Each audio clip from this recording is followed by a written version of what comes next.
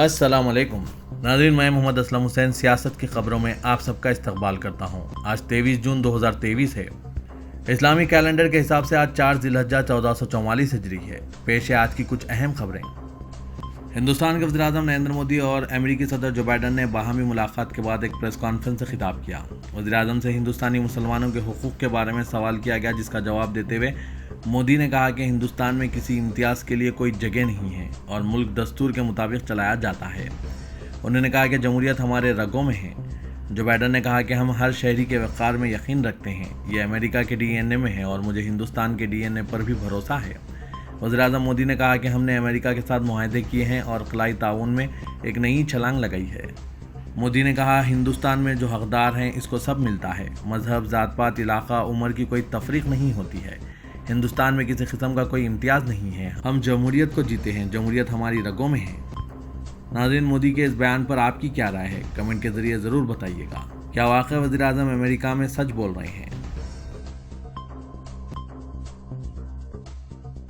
रियासत कर्नाटक की कांग्रेस हुकूमत ने फर्जी खबर फैलाने वालों पर सख्त कार्रवाई करने का फैसला किया है। इसके लिए रियासत के हर पुलिस स्टेशन में एक अलग साइबर विंग बनाने का फैसला किया गया।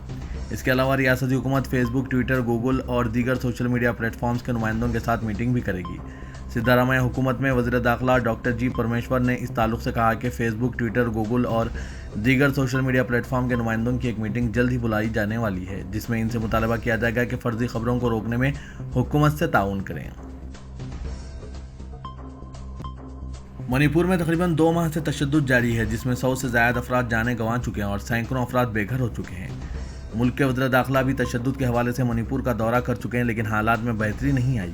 अब मणिपुर की बिगड़ती हुई सूरत हाल को देखते हुए हुकूमत तमाम फरीकों के साथ तशद्दुद पर बातचीत करना चाहती है।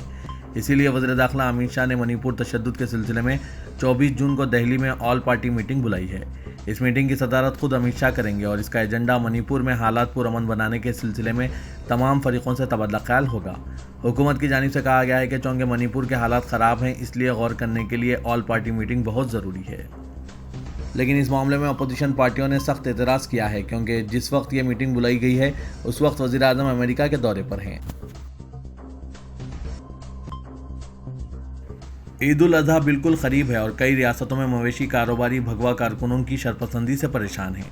ऐसे माहौल में कर्नाटक हुकूमत में वज़ीर और कांग्रेस सदर मल्लिकार्जुन खड़गे के बेटे प्रियंक खड़गे का एक इंतहाई अहम बयान सामने आया है। उन्होंने बिलवास्ता तौर पर बजरंग दल और गौ रक्षकों को तनबिया देते हुए पुलिस अफसरान से कहा है कि जो लोग कानून अपने हाथ में लेते हैं और कहते हैं कि वो इन तंजीमों से हैं, इनके खिलाफ सख्त कार्रवाई की जाए। ऐसे लोगों को पीट पीट कर जेल के अंदर डाल दिया जाए। क्योंकि कर्नाटक में बजरंग दल कारकुनान बहुत सरगर्म हैं, इसलिए कांग्रेस हुकूमत में वज़ीर खड़गे ने पुलिस अफसरान को सख्त हिदायत दी है कि वो गौ रक्षा के नाम पर कानून तोड़ने वालों और जानवरों के ताजिरों को परेशान करने वालों के खिलाफ सख्त कार्रवाई करें। मीडिया रिपोर्ट्स के मुताबिक पुलिस अफसरान के साथ मीटिंग के दौरान प्रियंक खड़गे ने वाज़ेह कर दिया कि रियासत में बजरंग दल या गौ रक्षा के नाम पर गुंडागर्दी बिल्कुल भी बर्दाश्त नहीं की जाएगी। इस मीटिंग में खड़गे ने यह भी कहा कि अगर कोई खुद साख्ता लीडर है और फिरकाराना जहर अफशानी करता है तो इसके खिलाफ भी कार्रवाई की जानी चाहिए। नेशनलिस्ट कांग्रेस पार्टी यानी एनसीपी के सुप्रीमो शरद पवार ने आनजानी वज़ीर-ए-आज़म इंदिरा गांधी की तारीफ करते हुए इन्हें सबसे मजबूत वज़ीर-ए-आज़म करार दिया। उन्होंने कहा कि अगर कोई पूछे कि मुल्क का सबसे ताकतवर वज़ीर-ए-आज़म कौन है तो बिलाशुबा इसका जवाब इंदिरा गांधी होगा। पवार ने पुणे में यशवंतराव चौहान सेंटर के ज़ेरे एहतमाम एक तकरीब में ये रिमार्क्स किए, जहां मुख्तलिफ शोबों से ताल्लुक़ रखने वाली ख़वातीन को एजाज़ से नवाजा गया। रियासत महाराष्ट्र में वंचित बहुजन अघाड़ी के सदर प्रकाश अम्बेडकर औरंगजेब के मकबरे का दौरा किया, जो कि हिंदुस्तान के महकमा आसार क़दीमा की तहवील में है। उद्धव ठाकरे को इस दौरे की वजह से सियासी तनकीदों का सामना करना पड़ रहा है। अम्बेडकर फिलहाल ठाकरे ग्रुप के इत्तेहादी हैं, इसलिए हुक्मरान पार्टियां मुतालबा कर रही है कि ठाकरे अम्बेडकर के इस इक़दाम पर अपना रद्दमल जाहिर करें। ताहम उद्धव ठाकरे ने जवाब में हुक्मरानों से पूछा कि अडवाणी जिन्ना की खबर पर अपना माथा क्यों टेका। इस तनाज़े के बाद मुंबई के इलाके माहिम में उद्धव ठाकरे, प्रकाश अंबेडकर और औरंगजेब के साथ की तस्वीर का होर्डिंग लगा दिया गया, जिसकी वजह से इलाके में कशीदगी मगर पुरअमन माहौल बना हुआ है। पुलिस ने इस मामले में एफआईआर दर्ज करके होर्डिंग को निकाल दिया। औरंगजेब को लेकर रियासत का माहौल पिछले कुछ दिनों से गर्म है। कोल्हापुर में व्हाट्सएप स्टेटस पर औरंगजेब की तस्वीर पोस्ट करने को लेकर एक बड़ा तनाज़ा हुआ था। अब माहिम में होर्डिंग पर हंगामे के बाद पुलिस ने बताया कि ये होर्डिंग रात को लगाया गया था। अभी तक ये मालूम नहीं हो सका कि इसे किसने लगाया था। इस होर्डिंग को अब हटा दिया गया है। मगरबी बंगाल की वज़ीर आला ममता बनर्जी ने एतमाद का इजहार किया कि अपोजिशन जमातें एक खानदान की तरह लड़ेंगी और बीजेपी से 1-on-1 मुकाबला करेंगी। टीएमसी सरबराह ने ताहम अपनी रियासत में बाएं बाजू के साथ कांग्रेस के इत्तेहाद के बारे में अपने तहफुजात और आम आदमी पार्टी के वॉकआउट की धमकी के ताल्लुक से सवालात को टाल दिया। उन्होंने कहा कि मैं नहीं कह सकती कि आज के इजलास में क्या होगा, लेकिन मुझे यकीन है कि हम यहाँ बीजेपी से मुकाबले के लिए मुत्तहिद हुए हैं। हम एक खानदान की तरह 1-on-1 लड़ेंगे। वो बिहार के deputy chief minister Tejashwi Yadav की रिहाइशगाह के बाहर सहाफियों से बातचीत कर रही थी। नार्कोटिक्स कंट्रोल ब्यूरो के साबिक जोनल डायरेक्टर समीर वानखेड़े, दीगर 2 अफसरान एजेंट सैम डिसूजा और केपी गोसावी के खिलाफ आर्यन खान से 25 करोड़ रिश्वत के केस के सिलसिले में जारी तफ्तीश में एक तरफ सीबीआई सैम डिसूजा से मुसलसिल पूछताछ कर रही है, वहीं गैर मुसद्दक़ा इत्तलात के मुताबिक इस मामले में सुपरस्टार शाहरुख खान, इनके बेटे आर्यन खान और इनकी सेक्रेटरी पूजा डेडलानी को भी बयान दर्ज करने के लिए तलब किया जाएगा।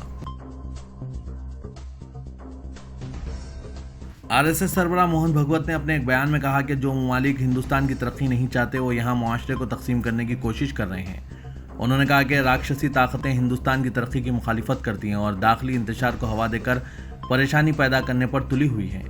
नागपुर में संजीवनी नामी किताब के इजरा के मौके पर मुनक़िदा तकरीब में इजहार ख्याल करते हुए आरएसएस सरबराह मोहन भगवत ने कहा कि कुछ ममालिक के जरिए अंग्रेज़ों की फूट डालो और हुकूमत करो की पॉलिसी अपनाने और अपने मफादात की तकमील के लिए इख्तियार की जा रही है, लेकिन इन बाहरी ताकतों के जरिए मुत्तहिद हिंदुस्तान को शिकस्त नहीं दी जा सकती।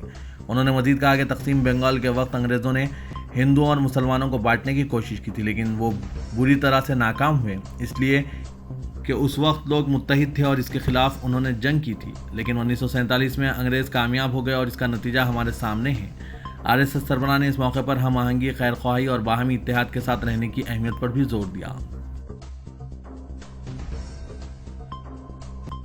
बीजेपी रहनुमा सुब्रमण्यम स्वामी ने वज़ीर दाखिला अमित शाह के बाद अब वज़ीर आज़म नरेंद्र मोदी को निशाना बनाते हुए चीन के मामले पर अपनी ही हुकूमत को घेर लिया। सुब्रमण्यम स्वामी ने वज़ीर आज़म मोदी के अमेरिकी दौरे का हवाला देते हुए एक ट्वीट किया है, जिसमें उन्होंने कहा कि चीन हिंदुस्तान के खिलाफ मुसलसिल जारहाना रवैया दिखा रहा है। इसके बावजूद अमेरिका ने इस बारे में कुछ नहीं कहा। ऐसे में वज़ीर आज़म मोदी खाली हाथ दिल्ली लौट रहे हैं। बीजेपी रहनुमा सुब्रमण्यम स्वामी, जो अक्सर अपने बयानात को लेकर बहस में रहते हैं, उन्होंने अपने ट्वीट में दी इकोनॉमिक्स मैगजीन के सफ़े अव्वल पर छपी तस्वीर का जिक्र किया, जिसमें जो बाइडन को टाइगर के साथ दिखाया गया है। स्वामी ने ट्विटर पर लिखा, स्ट्रैटेजिक फ़ायदे के तौर पर पीएम मोदी खाली हाथ दिल्ली लौट रहे हैं। अमेरिका की तरफ से हिंदुस्तान के खिलाफ चीन की जारियत का कोई जिक्र नहीं किया गया। हिंदुस्तानी शहरियों के अमेरिका में काम करने के लिए जो बाइडन इंतजामिया चंद सहूलियात मुतारिफ कराने जा रही है, ताकि हुनरमंद अफराद के दाखिले और वहाँ रहने का मरहला आसान बनाया जा सके। खबरसां इदारे रॉयटर्स के मुताबिक अमेरिकी महकमा खारजा मुमकिन तौर पर इस हवाले से पीर को ऐलान कर सकती है, जिसके बाद चंद इंडियन शहरियों और H-1B वीज़ा पर आने वाले गैर मुल्की कारकुन अमेरिका में रहते हुए ही अपना वीज़ा तजदीद करवा सकेंगे। ज़राए के मुताबिक आइंदा सालों में इस प्रोग्राम को मज़ीद बढ़ाया भी जा सकता है।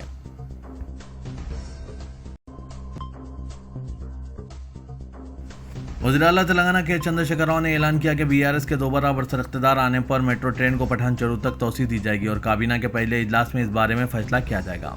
पठानचेरू में 200 बिस्तरों पर मुश्तमिल सुपर स्पेशलिटी हॉस्पिटल का संग बुनियाद रखने के बाद चीफ मिनिस्टर केसीआर जलसे-आम से खिताब कर रहे थे। वज़ीर आला ने यौम शहीदान तेलंगाना के ज़िमन में यादगार शहीदान तेलंगाना पहुंचकर खिराज पेश किया। चीफ मिनिस्टर ने कहा कि तेलंगाना जद्दोजहद के दौरान नई रियासत के क़याम और उसकी तरक्की से मुतालिक कई शुबहात का इजहार किया जा रहा था, लेकिन तेलंगाना ने सिर्फ चंद सालों में हर शोबे में नुमाया कारकर्दगी के जरिए मुल्क में अपनी मुनफरिद शिनाख्त बनाई है। हर शोबे को 24 घंटे बिला वक्फा बरक़ी सरबराही करने वाली तेलंगाना वाहिद रियासत है। घर घर साफ पीने का पानी सरबराह करने वाली भी तेलंगाना मुल्क की वाहिद रियासत बन चुकी है। चीफ मिनिस्टर ने कहा कि पठानचेरू तक हयात नगर गैर मामूली ट्रैफिक का इलाका है। अवाम की सहूलत के लिए मेट्रो ट्रेन को पठानचेरू तक तोसी दी जाएगी और बीआरएस के दोबारा बरसर इख्तिदार आते ही काबीनी इजलास में फैसला किया जाएगा।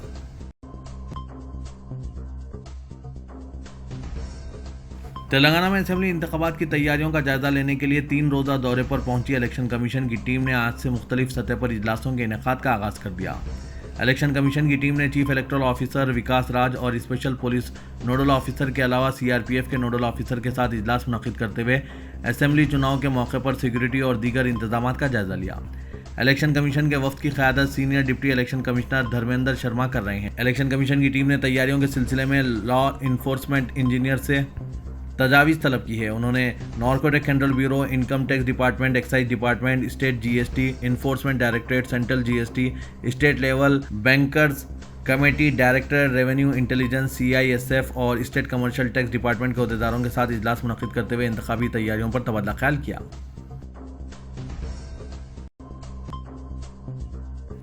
तेलंगाना रियासत की तासीस की 10 साला तकारीब के ज़िमन में उस्मानिया यूनिवर्सिटी में सीढ़ियों वाली बॉली को खुसूसी रंग बिरंगी रोशनियों की लाइटों से सजाया गया। सीढ़ियों वाली बॉली में एक प्रोग्राम का एहतमाम किया गया जिसमें vice chancellor Osmania university professor P Ravinder Rai, registrar P Lakshmi Narayana, professor Ravindra Nathi Murthy, principal university college of education और दीगर फैकल्टी अरकान और तलबा की बड़ी तादाद थी। इस मौके पर हेरिटेज मौक़िफ़ की सीढ़ियों वाली बॉली की जगह पर एक सेमिनार का भी इनेकाद अमल में आया। बंसीलाल पेट की सीढ़ियों वाली बॉली से उस्मानिया यूनिवर्सिटी की बॉली तक हेरिटेज मौक़िफ़ की बॉलियों और इमारतों की तज़य्युनों और बहाली पर एक तफसीली रिपोर्ट पेश की गई।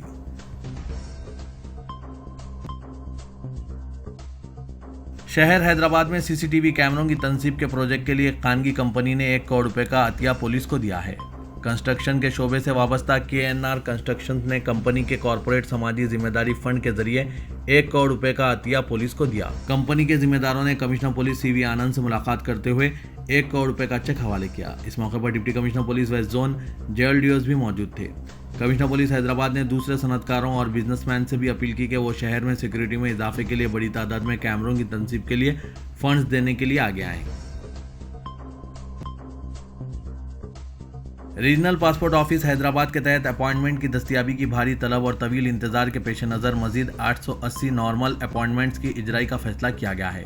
रोज़ाना 220 अपॉइंटमेंट्स के हिसाब से 26 तक 30 जून ये इजराई अमल में लाई जाएगी। ये अपॉइंटमेंट्स 5 पासपोर्ट सेवा केंद्रों के तहत होंगे जिनमें हैदराबाद के 3, बेगमपेट, अमीरपेट और टोली चौकी, करीमनगर और निज़ामाबाद में एक केंद्र शामिल रहेगा। ये इजाफी अपॉइंटमेंट्स 23 जून को 4:30 बजे शाम से पासपोर्ट सेवा वेबसाइट पर जारी किए जा रहे हैं।